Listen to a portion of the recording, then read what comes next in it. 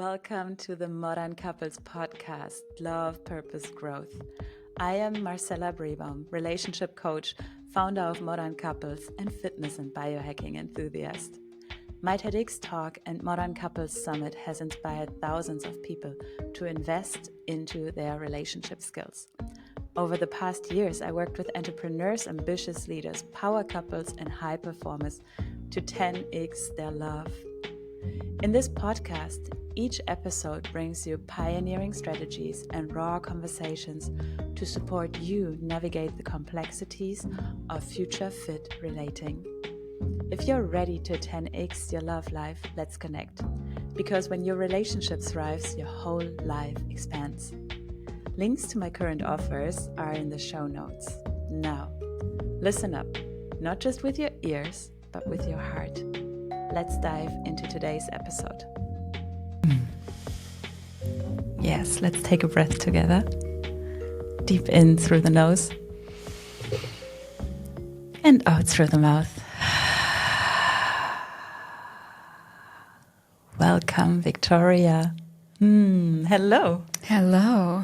Good to have you here in my studio for our talk. And I would like to introduce you briefly to the audience. And I like to do the introduction the way I got to meet you. We got to meet around 6 weeks ago. And it really feels like a coincidence because I actually went to a workshop of a topic and theme I had never heard about, but a person that I knew, Mariam, was performing there. And I thought, you know what, it's somewhat related to what I do. I'm going to go. And I registered with you and I knew nothing about you and what you do. And then I came into this workshop somewhat with a curious mind. And I was blown away by the topic of conscious conception. But even more so, what really touched me was your voice and how you introduced Stuart, how you held the space. I am someone who is very sensitive to space holding. Who are the people that are really holding sacred space for intimate topics to come up, for sharings that have to do with relationship, with birth, with sexuality, with intimacy, with some of the most sacred and some of the most unspoken topics. And over the course, I got to learn that you support couples and individuals on their journey of conscious conception. And for me, I feel so honored to now have you closer in my life. You moved here and we got to share some time together. I got to meet some part of your family as well. And I really feel so grateful to have you here today and talk about, conscious conception, birth, the way we birth children into this world. And with that, I would like to give it to you to introduce yourself with what's your mission in this world, because the topic that I just briefly touched upon, it comes from a deep initiation, maybe multiple. So, who are you from your words and what's your mission in life? The stage is yours. Wow. Well, I can't go any further without really saying thank you. Thank you so much for having me on. And since the moment we met in the most enriching space. And I'm honored to be here. We're talking about, couples. And in my view, this is one of the most important conversations of our time. Everything that you just mentioned, sexuality, conception, pregnancy, birth, relationships, all of those things are sacred. And we can talk about any one of those topics, and inevitably they'll bring us into the core of who we are. And that is something that I deeply, deeply acknowledge with everyone that I cross paths with. And I think that it is a very deeply, tragically forgotten part of our existence. We were all born and we were all conceived, and all of the energy that surrounded our conceptions and our life before birth, and then our births and on, really inform who we are and how we are in the world. world, how we are in relationships. So, yeah, just to say, I believe that we have an extraordinary opportunity to really protect the sacred. And the way that we do that is we remember who we are, what we're made of, where we originated, and that we are all sacred. So I really think that, yeah, the magic, the sacredness has, in a lot of ways, been extracted from conception, from pregnancy, and from birth. And we have multiple multi-billion-dollar industries that show that to be true. And therefore, the work that we're doing, just by having these kinds of conversations, are so, so, so essential. So, yeah, thank you. I'm honored. There's nothing more I'd rather talk about. Yeah, you're right. Many initiations, those initiations continue. But to just point a few, at 21 years old, I had a near-death experience. And yeah, what easily could have been a fatal car crash was what I really do consider a supreme opportunity to make two very important choices. One was whether or not to live. That was very easy for me. And the second was, yeah, what path would I embark upon? And two pathways really revealed to me in a very visual, vivid, lucid way. And I chose the path of becoming fully alive, inhabiting my flesh, incarnating. And that, when I really reflect on it now, was a choice of embodying the mystery of life, letting go of the need to know, restoring my instinct. And that's exactly what happened from there. I was intuitively guided at a very early age into the Amazon jungle of Peru.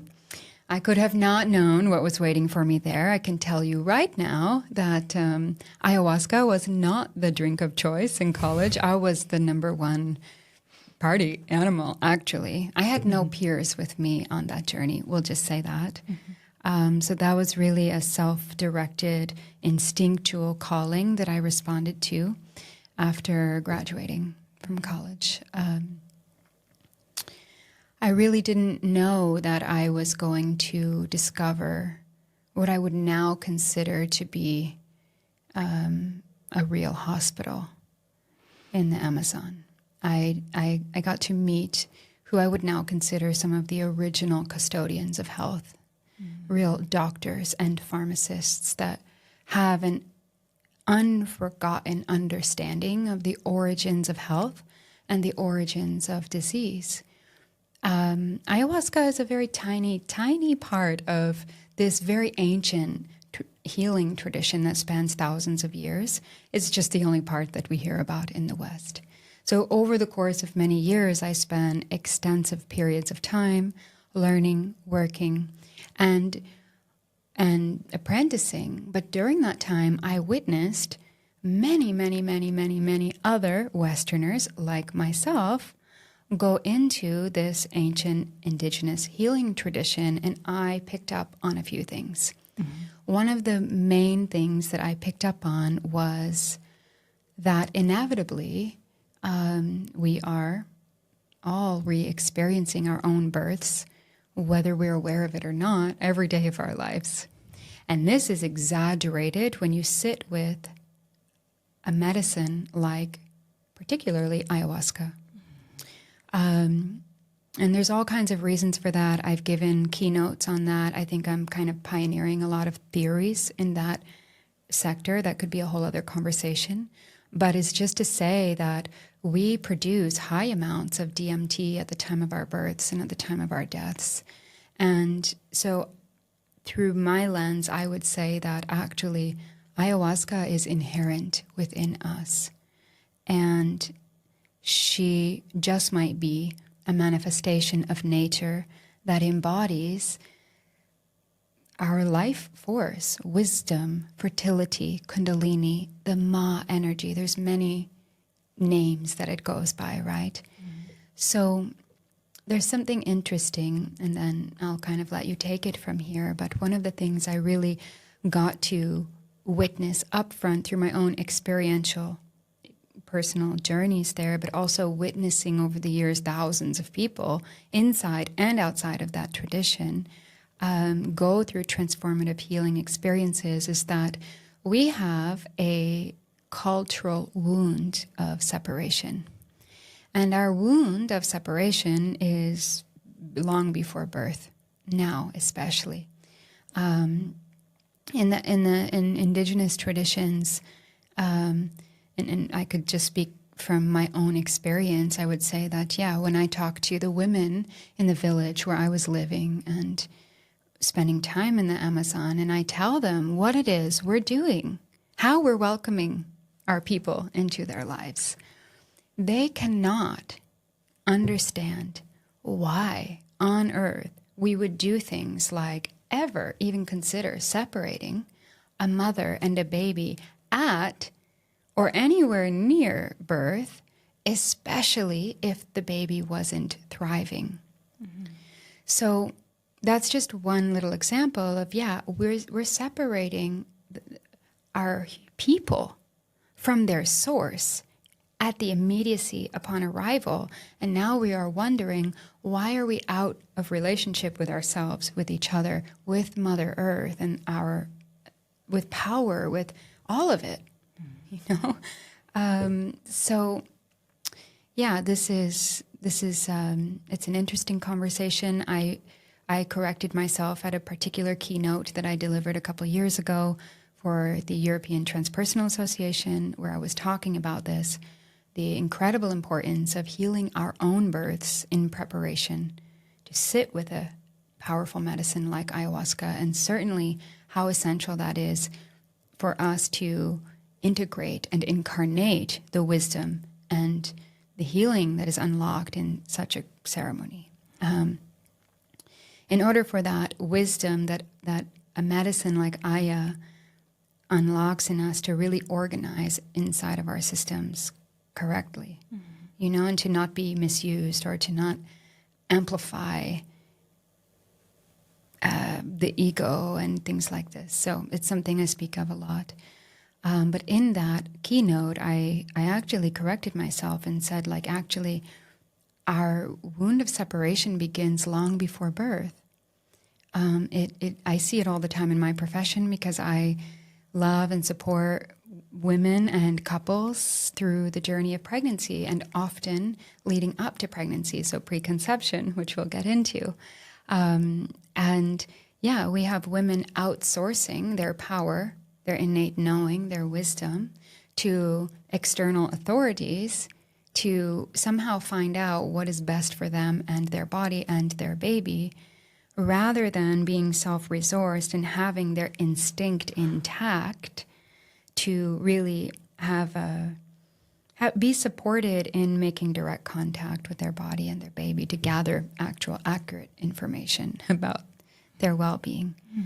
So yeah, if we don't trust humans from the time that they are, from the very inception of their lives, they are not going to grow trusting themselves. Okay, so this sounds like very revolutionary, but my work is very basic. It's to say, if we want to cultivate human beings that are highly esteemed, confident, self-directed, sovereign, believe in themselves, don't question, have a gift to discern what's theirs and what's not theirs, and all these things. I mean, wouldn't it be wonderful if these were the people running countries and nations and making important decisions in our world? Then the concept behind luminous birth is when we relate to conception and pregnancy and birth, procreation, respectfully, then we allow consciousness to remain intact from the very beginning of life. We must trust our babies. We must know that they are the experts. We were the experts in our lives from the very beginning. And we have 5-6 generations of really harmful indoctrination that stems from the industrialized birth complex that taught us that babies are not conscious. They won't remember, they don't feel pain. We still do very harmful procedures on babies at birth without the use of anesthesia, and that is testimony to that. And it couldn't be further from the truth. Since I was a young child, I've had this very natural gift to be able to communicate with babies, both born and unborn, and even preconceived. And it's very obvious to me that they're way more conscious than we are, no matter how many ceremonies we've done, you know. So our purpose is to, I believe, what does it mean to cultivate a human being? I think it's 100% an inside job.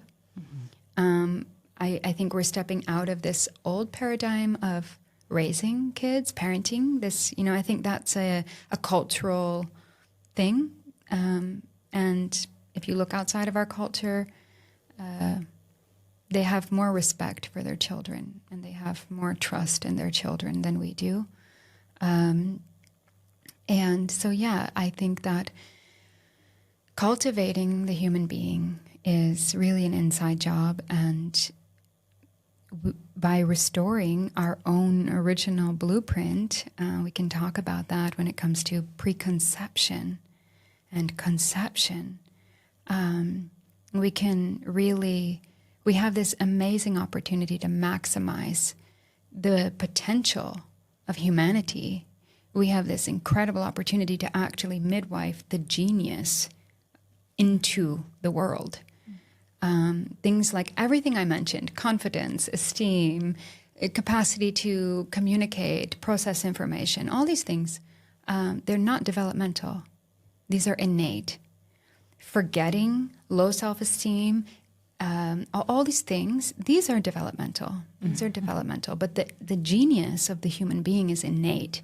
So, if all goes well, luminous birth actually it really puts an end to the need for things like a lot of therapeutic modalities we use today, including some of these very breakthrough ceremonial methods that are really a supreme blessing. But I believe that these medicines, these very sacred medicines, are showing up in a time because we need them. We have forgotten our interconnectedness and our innate wisdom. That was very rich. I love the energy behind your mission. I could see my brain wander back to school time and thinking about mathematics class, or like some of the classes where, you know, we would do something on the surface, but actually then the question was always, but why, or why, and what's the root of that, and what's the root of that? And so to say, when we look at an iceberg and, you know, we only see the top of it, we don't see what's underneath, which is way bigger. And usually when a person picks up the phone to call a therapist or a coach, it's because of some surface topic that they want to change, transform.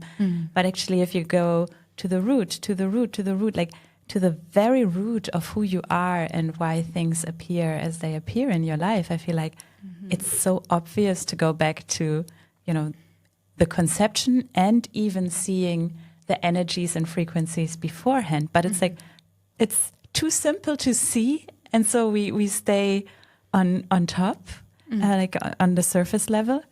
Because like even for me, it was an eye-opening moment when I sat there and I was like, it makes so much sense. It makes so much, how come I was blind to this? How come I, you know, like, I already advocate the theory that most of us, like 99% of us, are walking around with somewhat of a broken heart on some level.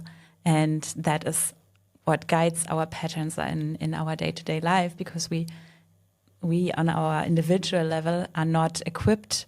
Well, we actually would be, but let's say the world as it is, we lack the time, the resources, the connection with our own innate gifts to actually take care of our hearts. So we have people ruling countries, we have people ruling companies, leading companies. we have people, you know, everywhere, and on some level they have had a heartbreak, be it in a love relationship, be it with a parent, be it with a friend. Like everywhere is somewhat of a broken heart. But to take it back to the moment of like, well, what happened at birth? You know, how connected were you with your mom, with your parents in that moment? How connected was your mom with you when she was pregnant? How connected was your father with you in that moment? Like all of that. And then I think for me, and thank you for bringing in plant medicine to this journey. For me, I think it was 4 years ago, my very first ceremony. It was one of the lessons I got out of there, which was everything is frequency. And in the sense, you know, my thought, my being, what I radiate shapes the conversation, shapes the connection. So to say, also shapes the eggs that I carry, that or the sperm that we have. And to understand that on such a subtle level, I really, that was something meaningful for me in the sense of like, hey, I'm already now putting energy into my womb that will birth children.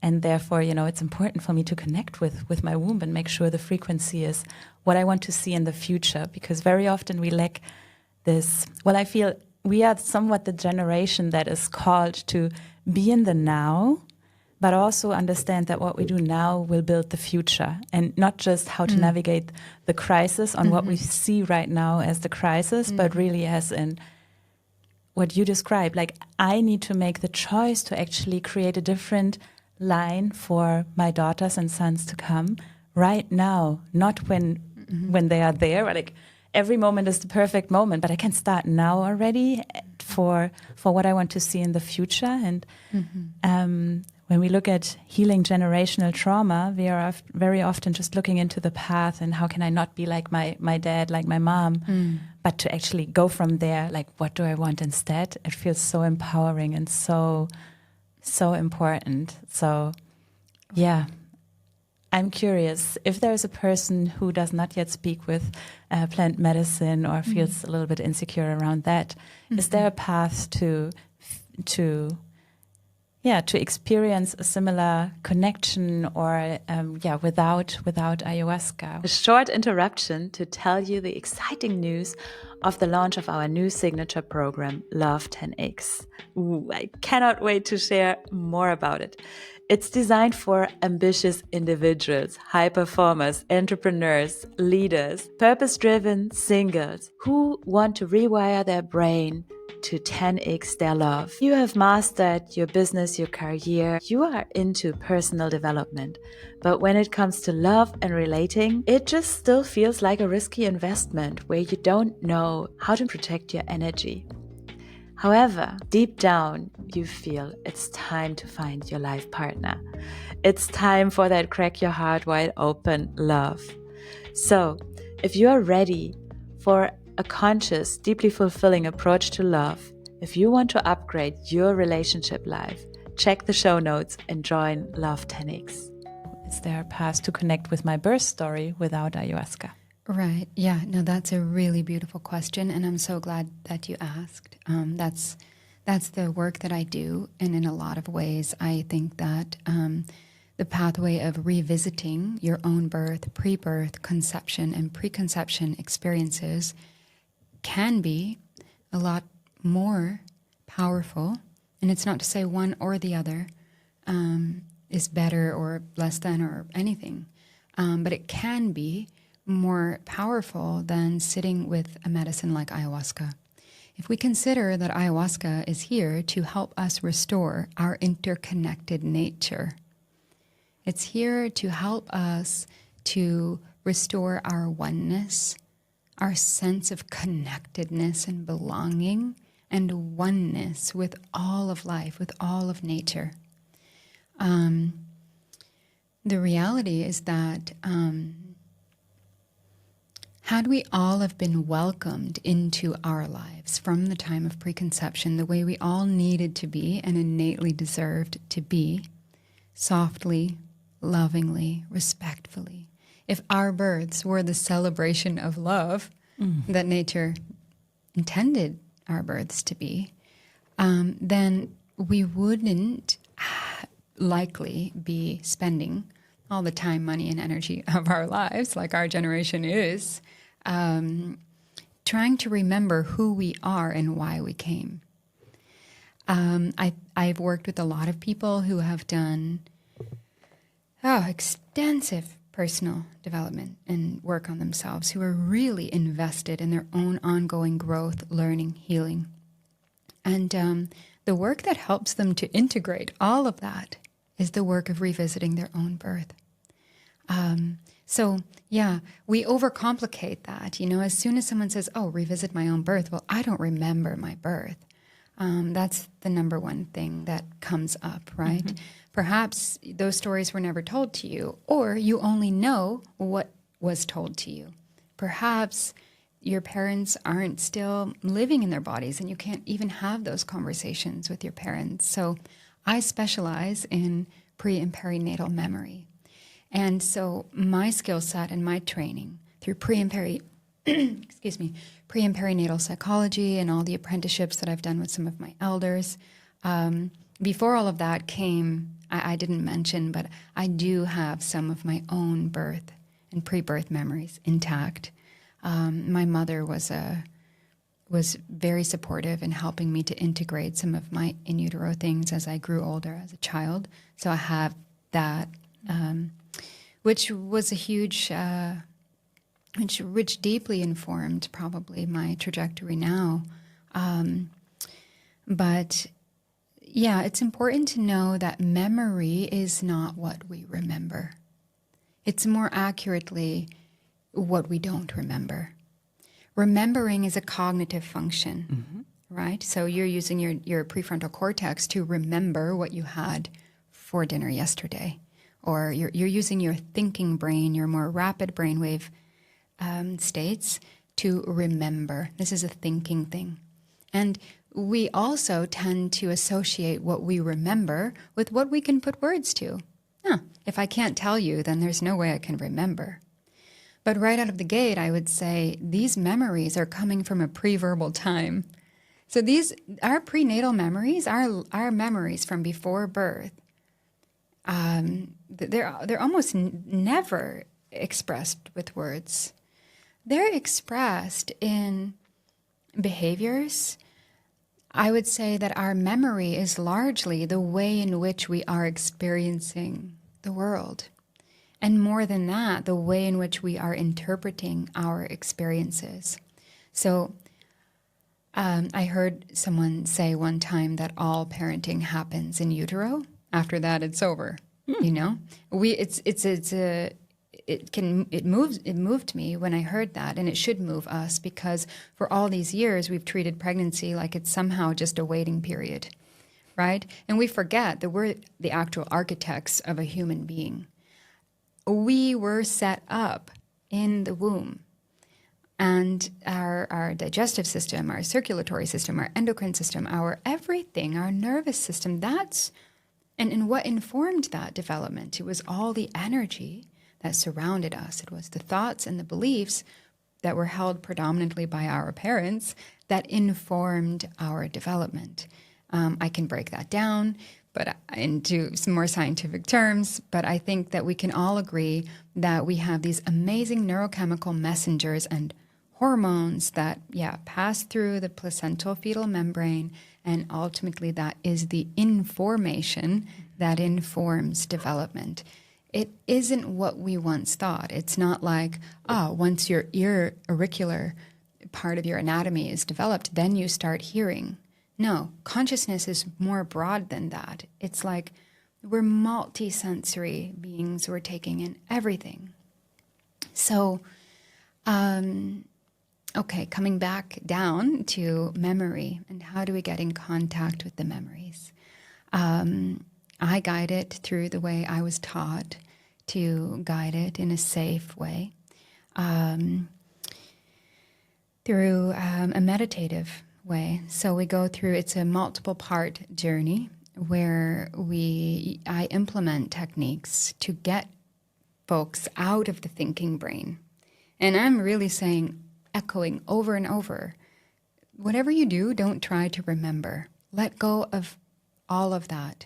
Your only responsibility, your only role through this journey is to pay attention and notice what you're noticing about your thoughts, your feelings, your sensations as we go through this journey. So we gather information by me guiding you back in a very detailed way through your birth, pre-birth, so all 3 trimesters going backward in time, then revisiting your conception and preconception, and you are not thinking about it. When I would be prompting the person to then write or draw what it is that is coming up for them. Why do we write and draw and not speak?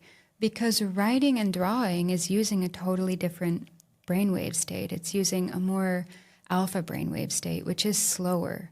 This is the part of our brainwaves that are associated with feeling, with memory, with sensation. When you're talking, you automatically stimulate the prefrontal cortex, and now you're in the thinking brain, and that is just not where our memory resides.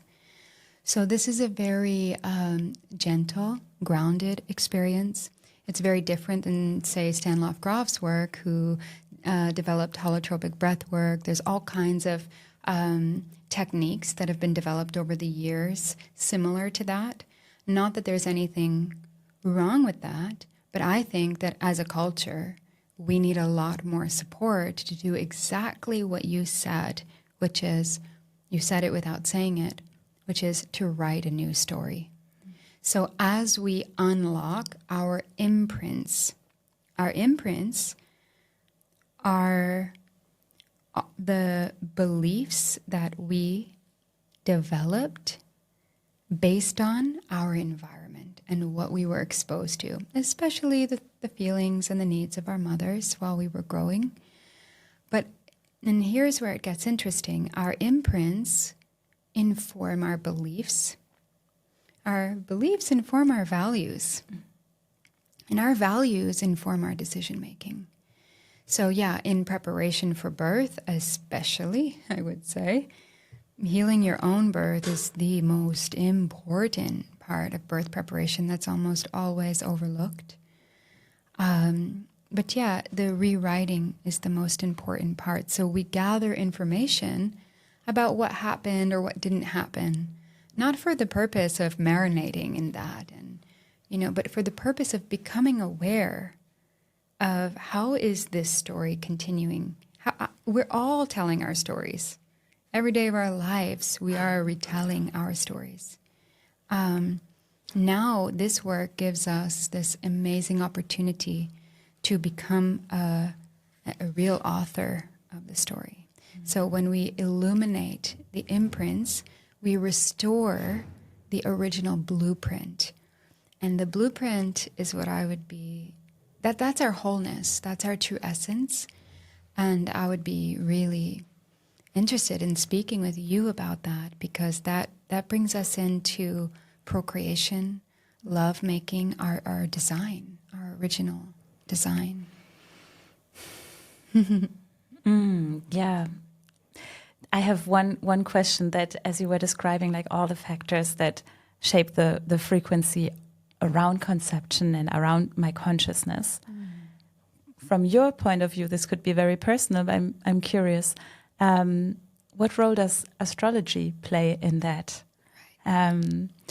So people that work with me, they know that I will also ask them for their time of birth, of place, the hour. It's one of the first moments where I connect with their birth story, because I do think that story matters. It's also nice for me to hear how they were birthed. But then I look into their human design chart, because for me, it has become one of the most easy, accessible tools to explain compatibility and relationship struggles that we have in relationships, that we have with one another.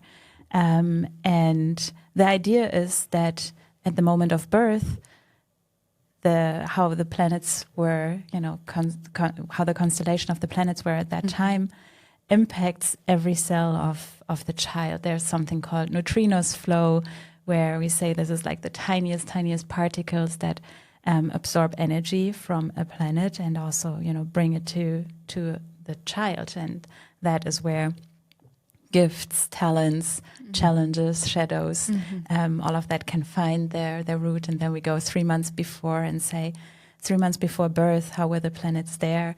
And this shapes somewhat of their body, their innate wisdom, right? Like that is where your bodily wisdom was formed, and it's the subconscious part. And I am a huge fan of, bringing many things together and seeing, how it's all related and how it all connects. And sometimes I feel like, even in science, we are somewhat, looking at numbers on that level and missing out. Like I'm so curious how AI will gonna, really crunch those numbers underneath of like, my parents' design, the mine design, and sometimes even for me a curiosity of the clients that come to me. Can I look into their designs and see how we actually logically make sense to connect? But going back, like that's my craziness where I really love to bring somewhat of the astrology and the scientific and my own inner wisdom together, and feel like there's so many aspects we don't even look for in science or in our knowledge. But what is your take on astrology also influencing? That can be a quick one, but I'm just curious. Yeah, we'll keep it quick. But absolutely. I will say that they have managed to get imagery of conception. And the conception looks identical to the birth of a nebula. So yeah, what you tap me into there is I'm not an expert on astrology. I fully believe in astrology. I turn to astrology a lot. I know people who are specializing in astrology, particularly for the souls that are incarnating on Earth, and I just think, I'm like, oh, wow, I'm so enthralled by it. But what you really just remind me, and may we all remember, that conception, pregnancy, birth, creation, it is magic, right? Yes. So let us back up and stop trying to change and manipulate and control. Let us turn, like, if ever you walk into a vicinity of birth, if you're ever so blessed to witness birth and you hear a ticking clock in that room, take it off the wall and get it out. There's no room for timing things in this magical realm that birth, conception, all of it lies in, right? The Tibetans were, I think, the original masters in understanding how consciousness enters form and how it leaves form, right? Birth and death. And now we have however many decades of brilliant research in embryology. And no matter what, we still don't know. Conception is impossible. It is an absolute miracle.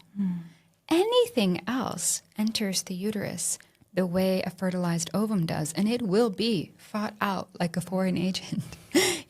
There's not going to stand a chance. So it's a miracle, right? People can try to get pregnant for months and months, and yeah, there's a whole industry, again, multiple industries making big, big, big bank on us having this need to know and have things on our timeline. And then due dates, that's a whole other thing. There is no such thing. And that whole notion is causing a lot of unnecessary violence and medicalization of human life. It doesn't exist. Babies come when they're ready, and we don't know why or when or how. And it's supposed to be like that. It's supposed to be just as magical as the conception, right? So yeah, somehow this star needs to be right there, and that star needs to be there, and Pluto needs to be in this angle, and the moon is in this phase. And then all of a sudden, by the grace of the divine, the baby initiates their life on planet Earth. And I believe that we are all meant to be the initiators of our lives on planet Earth. And it's not meant to be influenced by anything or anyone outside of us. We have to keep that magic intact. And Yeah, the human design, Richard Rudd of the Gene Keys. These are brilliant, genius bodies of work that all support that. Yeah, we have an innate genius, and we have a unique constitution, and there is all this emerging work in constellations, that's coming in. And yeah, we're all unique stars. We come from stardust. I hope you are fully enjoying this episode. I get asked often why to invest in your relationship skills. And I want to share with you 12 scientifically proven benefits of being in a modern couples relationship. Now, did you know that modern couples, hence couples who are in love, do the work that is needed to fully thrive stronger together, are measurably happier, live longer, make more money, are physically healthier, have more sex, have improved mental health, recover faster from illness, cope better with life's problems, travel more, have fewer addictions, and inspire others to greatness? Last but not least, modern couples, those that support each other and sculpture each other into the greatest version of themselves, ultimately make a bigger impact in their family system, in their community, in their businesses, in the way they show up in life. Imagine this was the normal way of how couples around you and within you radiate. If you are an ambitious human aiming for the 12 and more benefits, I'm here to support you to rewire your brain for the 10x kind of love. All information are in the show notes. Now, let's continue the episode. Sometimes it's really, I will say through the journey of plant medicine, my perspective has definitely changed and has become wider on seeing the bigger impact of things and how it's all interrelated. And sometimes I feel it's really a matter of, do I have the freedom, and that can be limited by money, by time, by health, by the knowledge that I have access through my relationships.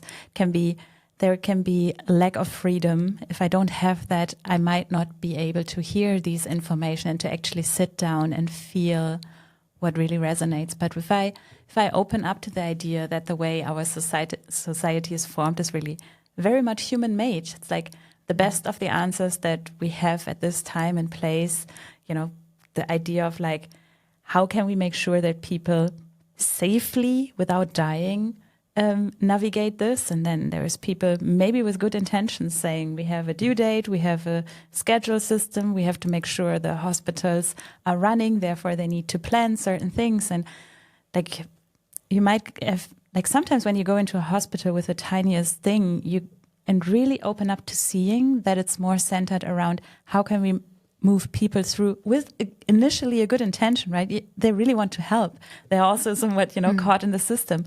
But if you understand that and open up to the idea of, it's not the purpose to really create the best setting for the baby to be born, but a good enough setting for both people to come out of here, and the rest will be done, outside. Like, let them deal with their trauma in their own terms. It's like, if you open up to that, you can really start making your own choices, see possibilities. So let's talk a little bit more about birth. And I shared with you, I was a C-section child. And I was thinking on my way here, like, I want to say in my childhood days, when I would say I'm C-section, that was not the majority. The majority of kids around me were still natural birth. And for me, it was like, this, it was necessary. I'm one off. But now that my friends are all going through pregnancy, and I have, like, they all choose C-section, or they are made and like pushed towards that. And I feel like now it's almost like 8 out of 10, 9 out of 10 for different various reasons. But I'm wondering, like, do we have by now scientific numbers that somewhat share the impact of this and that birth? And if so, because for me, in one of the first mushroom sessions that I really had an impactful moment of connecting with the womb energy, and really, as you described in the very beginning, going through birth again and again in these ceremonies. For me, it was really one of those eye-opening moments of like, I want to choose on my terms when I come out of this. In that case, it was a Temescal, so it was really a womb setting, right? Like dark room, dark space, and it was like, I'm not yet ready to go out there. Like, I just want to be here. I just want to be in the dark. And it was so deep and meaningful for me to feel this on my own terms. And it made me so sad because I knew I could not go back to this moment. And I do see it unfold in some of my day-to-day moments again and again, where I'm like, ooh, someone says you have to do this in 30 days, or someone says, ooh, you have to do this by the end of the year. And I'm like, fuck you, I'm just going to do it on my own timeline, you know, and it goes different than that. So there's always this moment where I'm like, I want to connect with the natural flow of things, and I want to allow that in, and it's almost like reclaiming of that power. And somehow it feels scary to me, this idea that all of a sudden C-section is the new normal, and are we aware of, you know, the consequences that that the person has to deal with for the rest of their life, which is not always bad. Like, let's say my birth story is so positive, the way I heard it, right? I was told over and over again, you know, like I was the happiest baby born with a big smile and, you know, big and healthy, and all the nurses just wanted to be around me because also I was the child with the curly hair in a region where hardly anyone had curls. So, you know, I had the factor of cuteness, and people really loved me and gave me all their attention. So that was what I carried into my adulthood, this story of, hey, you know, I was wanted, I was cared for. But still, I always wondered, like, what is the shadow? What is there? And I think it was also in the workshop when someone brought up the idea, how many generations will it take until women and medical system forget that there even is such a thing as natural birth? And what are we about to lose as society if nobody remembers that, if that knowledge just goes away? And you were saying, like, we see, like, why are we even talking about birth? Why does all this matter? Because we do live in a society where we have anxiety, self-esteem issues, shame, people not believing in themselves, people being so needy, seeking, getting addicted to this and that. It's like you can look around and you feel the lack of roots in society, in community, in your own being. It's like such a reclamation to get back in there. So like, why are we talking about this? Because I want more people to really make the conscious choice to change that pattern for the future, and not just go for comfort in certain moments, and not just take this production of humans as something that has become a scientific manufacturing process. Like, there is so much more to it. And we are not even aware of the consequences by the direction that we are heading. And again, going back to my math class, like, we have all learned how important it is to do A and B testing and, you know, allow for room that something is wrong that we assume is good. And I feel like if all of us now, 90% do C-section, or like a fast forward, is it even a natural birth? Like, even if it is a vaginal birth, there are so many factors influencing the timeliness of things. That we should leave room for what happens with the B group, where we just allow for things to unfold naturally. And do we have data? Is there someone interested in even collecting the data of what happens to this bigger and bigger growing spread that we have with children in the world? That was a long story, but is there some proof? Is someone collecting data? Yeah, all wonderful. I really want to say thank you for sharing part of your history, your story, and your entrance into the world. You remind me that the beauty of this work is that it is never too late to heal. And the work of healing your own birth, at least in the way that I conduct that work, it actually is just you're opening up a doorway to begin to recognize that your birth is actually playing out every day of your life, especially when you go through change, transition, these kinds of things. And so from that moment forward, your life then becomes what reveals to you your birth memories. Your life will continue to reveal, and therefore will continue to provide you opportunity to stitch a new re-scripted story into your life. And that is amazing. That's the beautiful, beautiful part of this. Why is it important? It's important because we're talking about our creative energy, our power. Our first sexual experience was our own conception. What energy surrounded that? What energy did mom bring in and dad bring in? What was there? What wasn't there? All of that informed the magnitude of our life force that entered form. And so when we touch, home base, that's like, let's go back into the source, re-welcome ourselves into our lives. That is our power. It's our creative energy. It is, this isn't just about birthing children. This is about birthing ourselves into our lives, birthing our creations, our visions, reconnecting with what is it that inspired me. The spira is the breath, is the shapes and the movements of human beings through all our embryonic development, the way the baby comes through the birth canal, all of our biomechanics still, it's a spiral. Mm-hmm. So we can come into this gorgeous alignment or flow, like I heard you say, I think we can all come into flow with the natural timing and unfoldment of life. So that's what is here for us. And the reality is we get very fixated. If I want to do a podcast, we're just thinking about the podcast. If I see it in birth and relationships a lot, those who are wanting to conceive, we're just fixated on conception. And then when they're pregnant, we're just fixated on birth. And then, I show up to remind people that, if you're going to conceive, that means you're going to be pregnant. And that means you're going to give birth. And then that means you're going to be a parent. And also what it means is that you're going to be a grandparent one day and a great grandparent. Hopefully you'll be around for that. So we're looking at like this longer timeline that is unfolding. And I really think that's like a poignant thing for us to remember, right? Mm-hmm.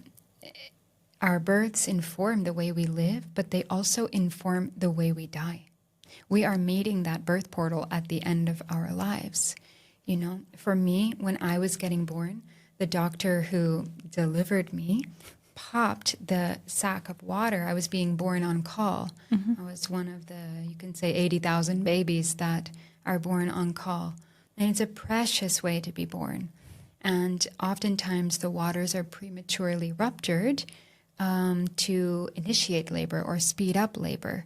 In my case, he popped the bag as I was crowning so that he wouldn't get splashed.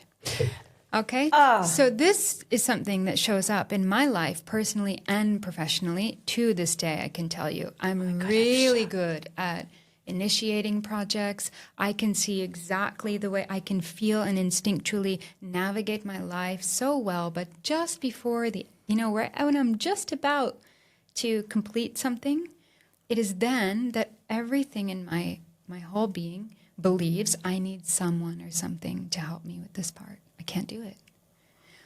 So when I give birth, it will be important, when to have someone there, if I have anyone there, that person can say, you know what, Victoria, you are the only one who can do this. Our birth memories are, the way a woman gives birth is informed by her own birth. We as women, we re-experience our births when we give birth, whether we're aware of it or not. And typically the doctors, midwives, and birth attendants, whoever they are not aware of that energy. And all of the ways that those memories arise are typically unrecognized. Birth is transcendent in nature. So everything in birth conspires for us to transcend the old story, right? But if you are being monitored and managed and all of this, then chances are you will recreate the same thing. So this is very important, right?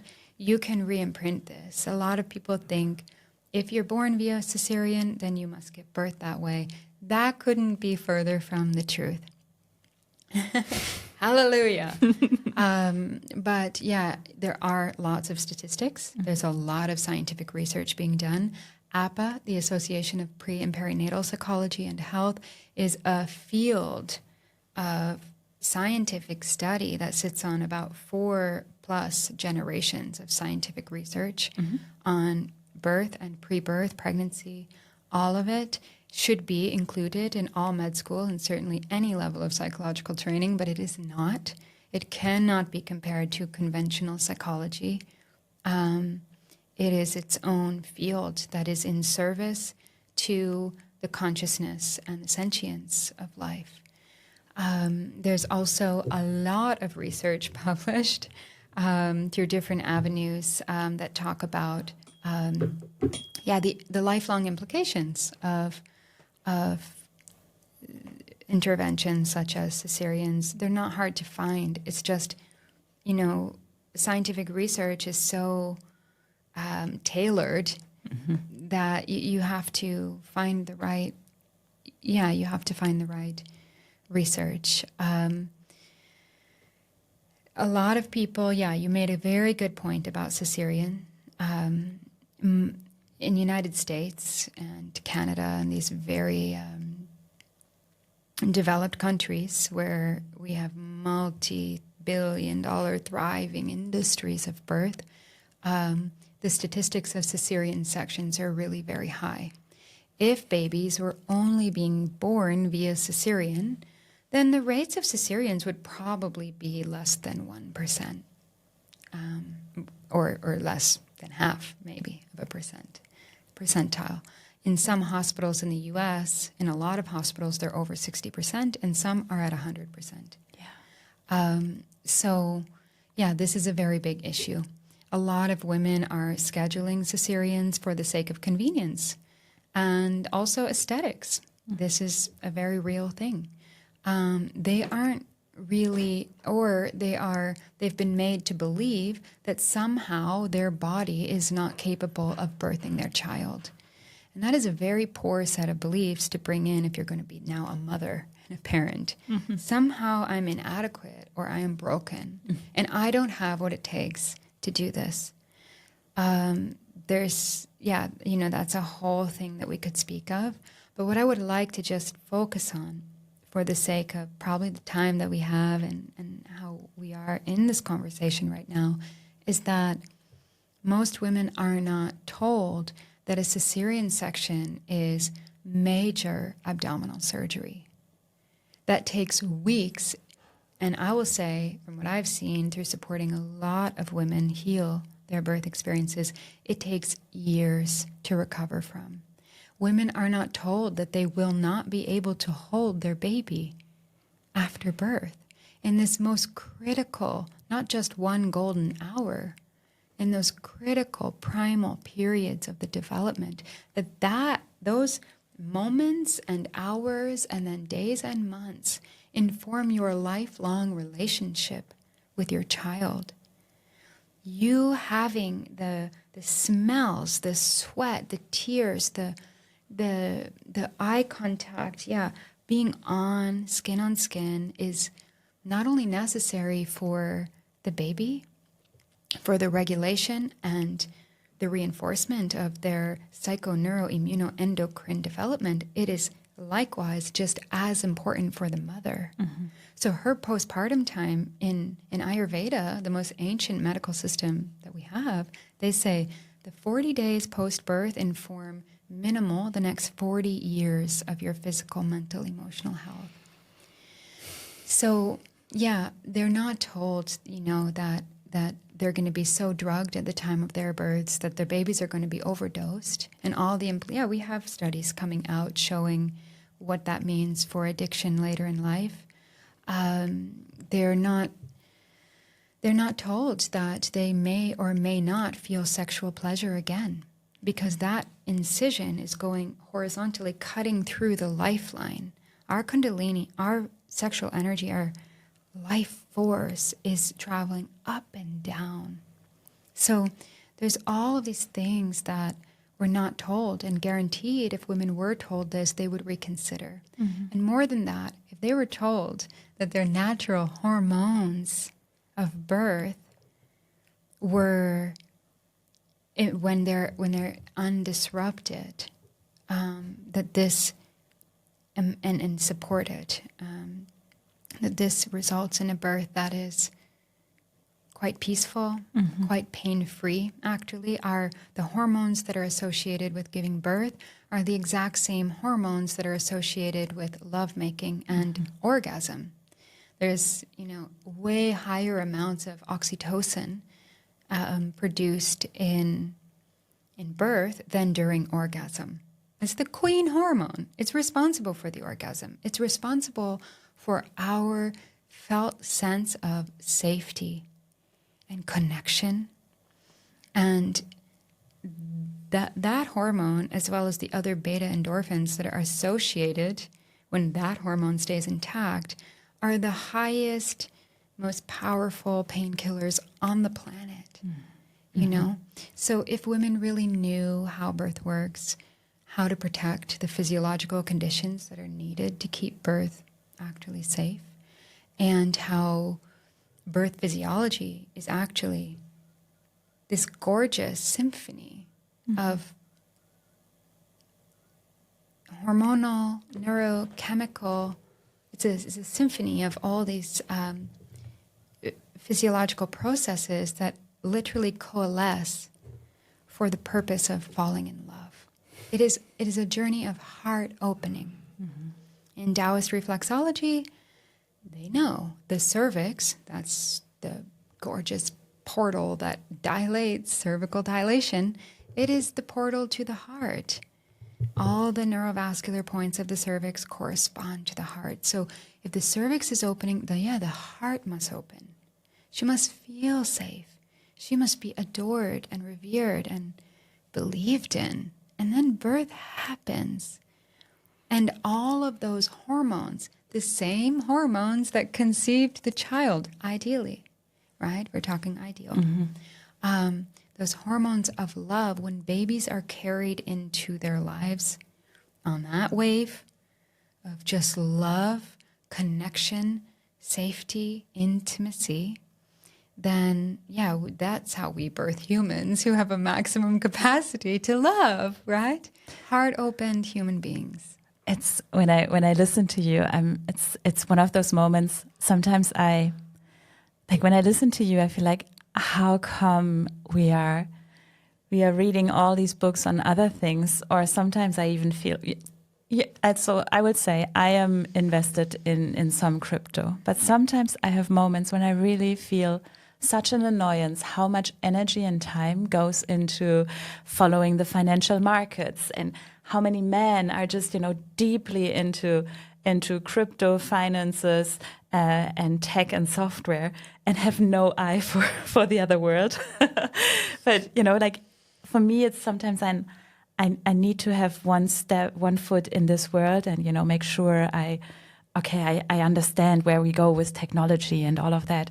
But then I really also want to have one foot in the world of ancient wisdom, and really, because once you open your heart to that wisdom, it's like, I don't need movies if I understand the magic of life, and if I open up to ever new unfolding miracles there, and it's if we would all first do that, and then on some level with, let's say, the leftover time, yes, I can do a little bit of trading and see how group psychology works. Like, why not? Okay, but that's not a life mission, I feel like there's so much more human-centered things actually in this world. And maybe last but not least, I would like to tap into shortly into the world of relationships.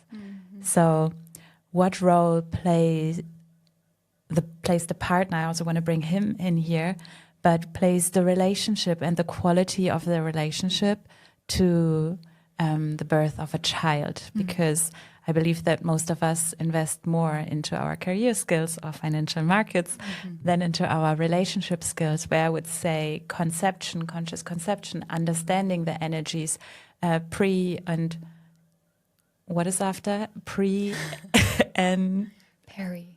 pre and peri. Good that pre and peri birth. Like if we would invest more into our relationship skills, we would all see more peace on earth, more connectedness with one another. So how does my relationship quality, be it the harmony or the trust, the belief in my partner and my relationship, play a role in birth? I love that question so much, and I'm so glad that we come back home to that. I will say, before answering it, I really think that the ancient wisdoms are the most scientific.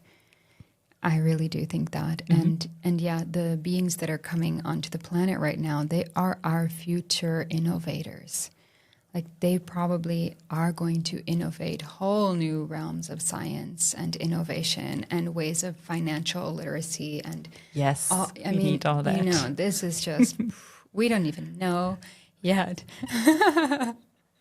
We'll bring in some really good shamans too. And then it all becomes one again, right? Yeah. And yes. Totally. And I really feel like the beings that are coming in, their brain hemispheres are a lot more balanced. It's not like, we have the scientists here and the artists here, but this capacity for all of it. Relationships. Well, in my birth preparation series, which I've been delivering for the past 5-6 years, has been tremendously successful, which now has me actually trying to pivot very quickly to help get it into the lives of more people. I wasn't expecting it to be that successful, but now I know why it's so successful. It's because we focus on these dimensions of prenatal care that oddly aren't being talked about. One is, healing our own births, becoming aware of our own imprints, and in order to birth a new story. The second is focusing awareness. We extend so much support in this program to the love and the relationship dynamics, and support for the fathers, extensive support for the fathers. And those three things, I have to say, they must be the three dimensions that inform birth outcomes, hands down, most radically. We get very caught in trying to learn and get educated through birth preparation, education, and all these things. That is largely taking us outside of the space from where birth emerges. So, this conscious birthing paradigm is largely a reiteration of the medical paradigm, actually. It doesn't matter how much you know about birth. It just doesn't. Just like it doesn't matter how much you know about sex. In fact, your thinking brain gets in the way of these processes. Our thinking brain gets in the way of lovemaking. If we're thinking about all these things, if we have strangers walking in and out of the room while we're making love, things come to a halt. It's the trance-like connection and state that you're in that non-ordinary experience of lovemaking gets interrupted. Well, it is no different with birth. In fact, it is just even more so the case. So education is awesome when you get real birth education and you really learn how birth works, which, lo and behold, seems to not be being taught in med school. It's very exciting, and it gives people a lot of confidence in the whole process. But that, I believe, should come secondary. First, we need to remember the indigenous wisdom of birth that lives in all 100 trillion of our cells, and we do that by healing our own births. We find a practitioner like myself who's very skilled in that realm of healing. And then, of course, we focus on the relationship. And this should be a no-brainer, right? These two human beings need to transform from ordinary humans now into parents, or maybe from parents of one to parents of 2 or 3 or 4 or whatever. But I believe that I believe in all of the most advanced sciences show this, that the child's sense of safety, their sense of whether or not they are loved, supported, and belong in their family, their community, and therefore their world, is informed by the happiness of the parents. This is a biological reality. And so we can all pause right now, whether you have parents who are together, who stayed together, whether you're like me and one parent died at a very young age, and so I didn't have an experience of seeing my mom and dad together all the time.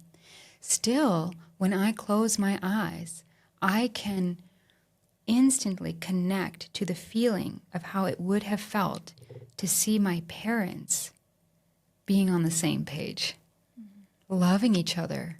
That could be as simple as mom and dad are at the sink and mom puts her hand on dad and they laugh and they, yeah, you do this and I'll do that. Yeah, great. We're on the same page. In that moment, the child, no matter how old, 2 months old, 2 years old, 12 years old, 16 years old, that child is not even questioning whether or not they're safe, whether or not they're loved. It's just like everything's good. So, well, if we look around the world, we can see that relationships seem to be the thing that we are all struggling with the most. Yeah. Right? And we are trying to tackle them through this conventional lens of marriage and family therapy, which is, again, largely another iteration of this Western pathological model where we're going in to look at what's wrong, who's right, who's wrong. Operate on the surface. Exactly, Yes. exactly. And so I think this is a really strong thread that connects you and Stuart Sovatsky and I very, very strongly, as we're really interested in focusing on people's strengths and admiring the power and the beauty that is this, And that's what I do a lot with humans who are making the choice consciously to be the greatest heroes of the whole world, to become parents. Yeah, they deserve a lot of acknowledgement and respect and reverence. And they're not getting that. If we really remembered what it is to bring life into the world, I think we would be bowing at every parent that we ever encounter. Of course, the one of the biggest ways to influence birth outcomes is to bring support to the couple to strengthen that relationship. Yes, pregnancy and birth is imprinting your baby lifelong, but it's also important to understand that it's imprinting you and the family system lifelong. So birth intelligently coalesces in this magical way that ensures that we birth a family that is resilient, connected, deeply in love, and able to navigate any and all change and challenge with exceptional togetherness and confidence, trust, ease. That has to happen. So a large part of the people that I work with are very conscious individuals who prepared to have a natural, peaceful home birth, and it became unexpectedly medicalized. And they ended up enduring all the traumas of surgical or medicalized birth. And when we really listen to those stories, we become aware of what really happened. And it's not what the doctor said. It is never what the doctor said. The pelvis wasn't too small. There was no failure to progress. There is no such thing in birth. There's only intelligence in birth. But what we do, if you're really listening and you're attuned to the unseen factors that inform birth physiology, we could say inform cervical dilation, same factors as during lovemaking. Then we can start to see that, there was something unresolved in the relationship. And that was coming up, being amplified in birth. Might be something super subtle. But either way, the intelligence of birth is to birth a family.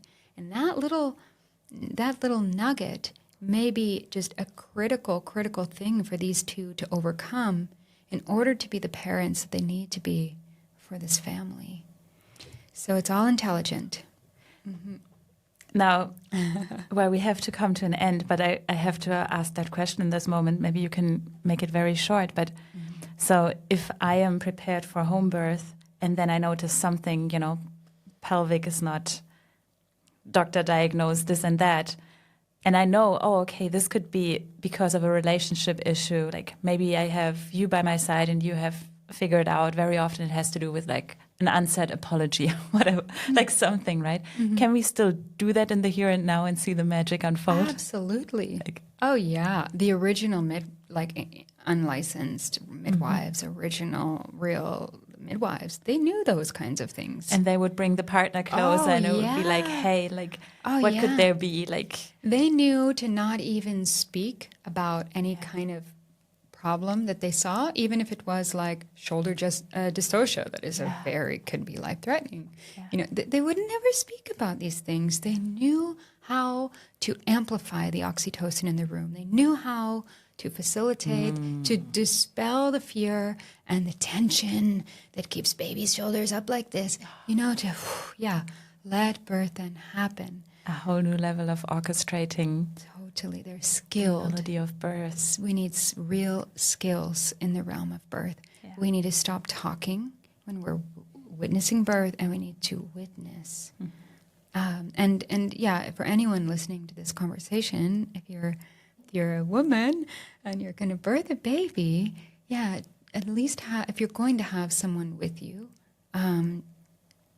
consider having someone with you who has taken the time to really get to know you deeply, so that not if, but when your things come up in birth, they can encourage you through them.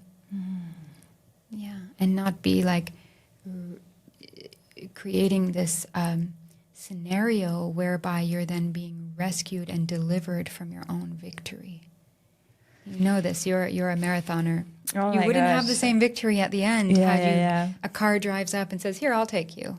And I just see a new use of the relationship manual and blueprint that an individual creates in my coaching. It's like, give that to your midwife and let her know a little bit of like where to look at from a birth point of view, so to say. Yeah.